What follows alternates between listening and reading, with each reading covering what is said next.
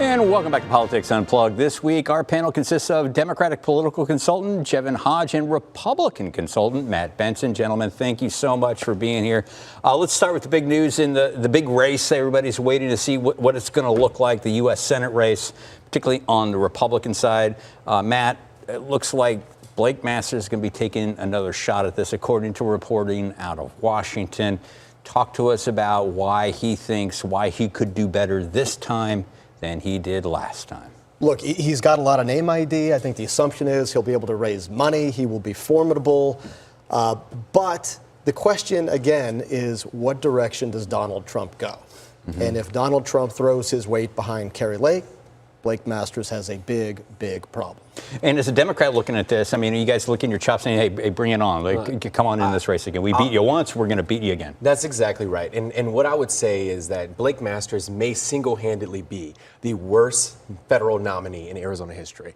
And so, look, if I was Ruben Gallego right now, I would be licking my chops, super excited. This is going to be a great opportunity to fundraise. And quite honestly, even the Republican Party doesn't want him. So, you know, when you look at what this looks like moving forward for the 2024 election, if Blake Masters is the nominee, you can kiss that seat goodbye. Yeah. The worst nominee in state history, though, is a high bar, okay? We've had some bad ones. So I can vouch for that. I mean, there's a fight there for the top one on that one. Blake's better than that. Okay. He'll be formidable. All right, we'll agree on that. How's that? But I mean, one of the big things that we're still waiting on, is Kari Lake. Kari Lake has been teasing out this Senate run, and it seems like it's been pushed back, keeps getting pushed back a little bit. Mm-hmm. Now we're expecting something, according to reports, again, national reports. She's thinking about maybe jumping in and making an announcement on this potentially in October. What's the rationale? What would be the reason to keep delaying an announcement like this? You're a consultant. Why would you consult someone to do that? Well, I'm assuming she's thinking she's got the field frozen. She can wait longer. She can save her money. She can, be out there campaigning for Donald Trump. Mm-hmm. But you look, the scenario changed this week. With Blake Masters getting into this race, I think she's going to be pressured to get in sooner than she would have liked. Assuming she gets in at all, which, by the way, I don't think is a sure bet. Okay, I mean, if she gets in the race, she brings a passionate core group of supporters with her who nearly won the governor's office. Well, here's what I'll say about this, right? Governor Hobbs wrote the playbook for how to beat Kari Lake. All Ruben Gallego has to do is just follow that playbook, and then boom, we have another victory. Kari Lake takes another loss again, and then we pick up this Senate seat. So I think Gallego's would actually debate her, but okay. Well, here's what I'll say. Look, we know that Kari Lake is beatable. Governor Hobbs proved that, and with Congressman Gallego up against her, that's going to be a great race, and Congressman Gallego is going to walk away with that. And we haven't even talked about the incumbent yet, Senator Kyrsten Sinema, the independent senator, former Democratic senator.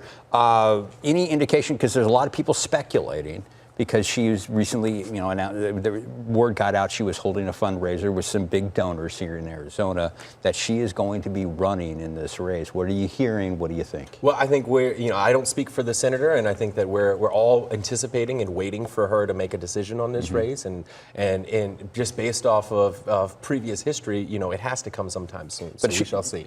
If she runs for re-election, that's a big help for Republicans, right? I think that's an open question. Yeah. Because we don't know which direction her votes are going to come from. But I will say this. I think Senator Sinema will be stronger than people think. Mm-hmm. She will be tough. She'll be well-funded. And in a three-candidate race, it's anybody's ball game. All right, let's move on to this big story with Republican Party politics. Maricopa County Republicans had voted on some resolution that surprised the state party Republicans. And what they wanted to do was vote to opt out of the presidential primary, the presidential preference election, as it's called here in Arizona. They had a 5 o'clock deadline on Friday to meet that threshold. Does not look like they're going to be able to get that meeting together. What is driving all of this? Why is the county doing this? I think insanity is what's driving it, Dennis. If you want, look, they want a paper ballot, hand count, all these various things, which is great if what you want is election results in like 2 months. But for the rest of us who want to know, within some reasonable time frame, a hand count with, what they're talking about is a problem. And so I think we frankly got fortunate that there wasn't enough time for the state party to vote on it. And by opting out, they would have opted out of getting state funding. The party would have had to pay for this. Chairman Jeff DeWitt pegged that price tag somewhere between $13, $15 million. And it does raise a legitimate question that comes up every 4 years.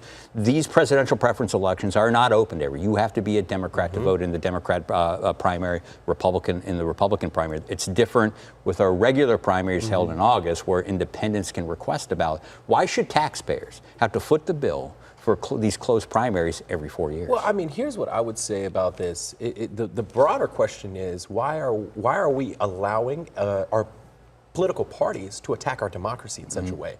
Because what this is saying is that we want to prevent folks from participating, right? And it opens up the question here of what does the presidential preference primaries look like moving forward so that we can have that participation.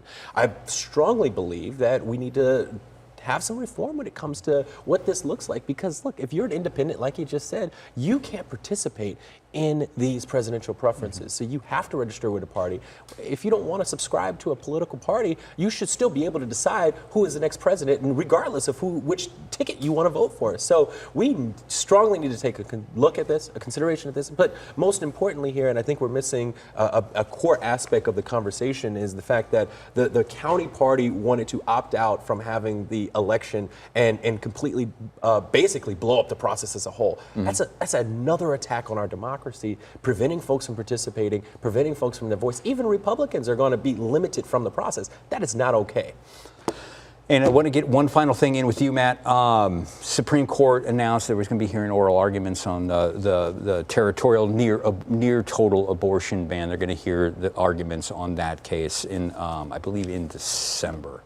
If the territorial ban has been on the books for 159 years, it's been on hold and tied up in litigation now since Roe v. Wade was overturned. The Supreme Court could decide to reinstate that law. Most people don't know a whole lot about the state Supreme Court. Take us through a little bit what we can expect. How are they going to view this?